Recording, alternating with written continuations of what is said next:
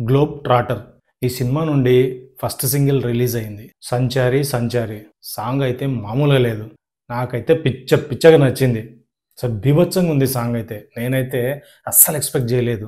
అసలు ఇంతవరకు ఈ సినిమా ఎలా ఉంటుంది? ఏంటి? వారణాసి అంటున్నారు, అదంటున్నారు, ఇదంటున్నారు. బట్ ఈ సింగిల్ వచ్చిన తర్వాత అయితే ఒక చిన్న క్లారిటీ అయితే దొరికింది. మ్యూజిక్ అదిరిపోయింది. లిరిక్స్ కూడా చాలా బాగున్నాయి. ట్యూన్ అదిరిపోయింది. మామూలుగా ఎప్పుడు రాజమౌళి, కీరవాణి గారి వీళ్ళ కాంబోలో ఒక చిన్న కంప్లెయింట్ ఉండేది నాకు. ఇలా సాంగ్ బావుంటది, ట్యూన్ బావుంటాయి, లిరిక్స్ బావుంటాయి, అన్నీ బావుంటది. ఎక్కడో ఆ ఇన్‌స్ట్రుమెంటేషను ఆ ట్రెండీగా ఇదిగా అనిపించేది కాదు. బట్ ఫస్ట్ టైము ఈ సాంగ్‌లో ఇన్‌స్ట్రుమెంటేషన్ చాలా ట్రెండీగుంది. అరేంజ్డ్ బై కాలభైరవ్ అన్నారు. అతని ఇంపాక్టే అనుకుంటా ఇది. ముఖ్యంగా వోకల్ గురించి మాట్లాడుకోవాలి. వోకల్స్ వచ్చేసి శృతి హాసన్.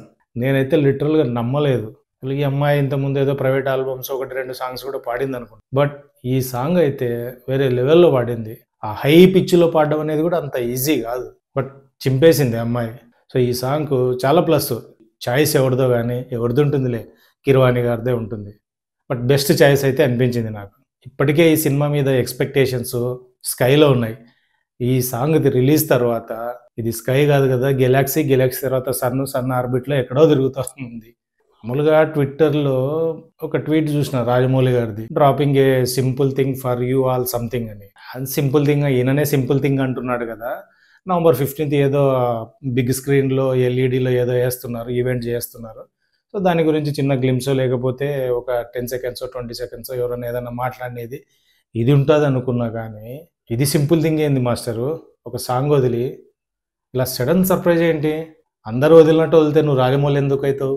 అందరూ ఒక 4 రోజుల ముందు నుంచో, వారం రోజుల ముందు నుంచో అందులో పైగా స్టార్ అంటే సో, దాన్ని ట్విట్టర్‌లో, సోషల్ మీడియా మొత్తం షేక్ చేస్తుంటారు. ఇప్పుడు రాబోతుంది, ఈ టైంకి రాబోతుంది, ఇన్ని సెకన్లకు రాబోతుంది. నువ్వు అలా సింపుల్‌గా అలా వదిలి దొబ్బినవు.